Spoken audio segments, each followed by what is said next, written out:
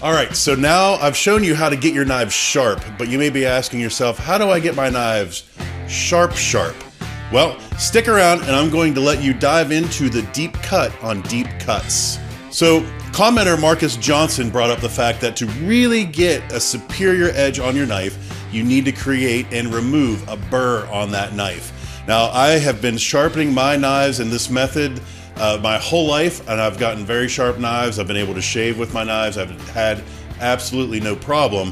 However, Marcus is correct that to get a superior sharp knife, to get a superior edge on your blade, you need to raise that burr. And to do that, we're going to use our whetstone, but we're going to move a little bit more slowly.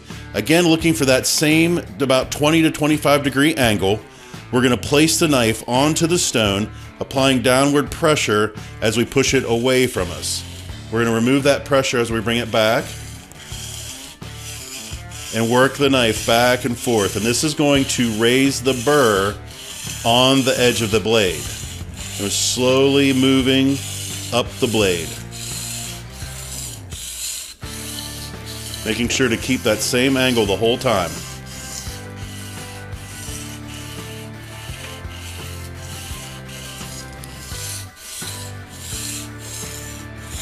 And by raising the burr on one side of the knife, we're going to then flip sides and we're going to take it away on the other side.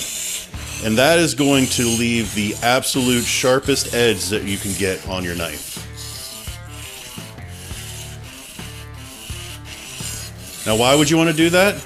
Maybe you have a extra dull knife and you really just need to start from scratch and maybe work out some chips in your blade, or maybe you just really impress folks, or maybe you're doing some really fine work like with sushi. And we're going to start to feel that burr along the edge here. And if you've got good lighting, you should be able to see it's very small, but you'll be able to see the light more than the burr itself, the way the light refracts off of the blade, especially with oil on it like this. So once we've raised our burr on one side of the blade, which we've been working the right side of the blade, we then need to take it away on the left side of the blade. And we can do that by switching our hand and going the exact same motion mirrored.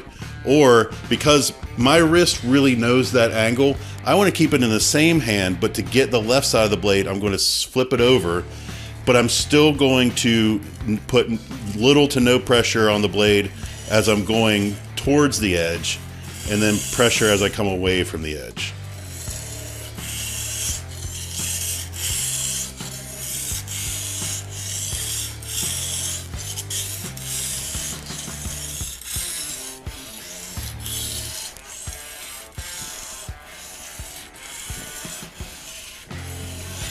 And we're going to work that burr off of there. And then again, using the light, make sure that there's an even edge on it, and look for anywhere we may have missed. And now we just repeat the same process on the finer grit stone, and that's going to polish up the edge and really finish this blade off for a superior sharpness. And speaking of getting sharper, I really appreciate how the process of doing these videos has given me a chance to sharpen my skills.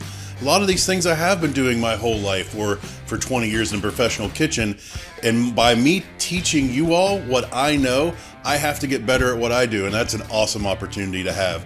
I really appreciate the YouTube community, people commenting and giving me more direction to go with these videos, and also the resources that are out there, like Ethan Klobowski's channel and his video on knife sharpening, which I found to be super informative and useful in a much longer format. So check him out. I'll put a link in the description below, and let me know what else you want to hear about, whether it's with knives, cast iron, or anything else out there in the cooking world.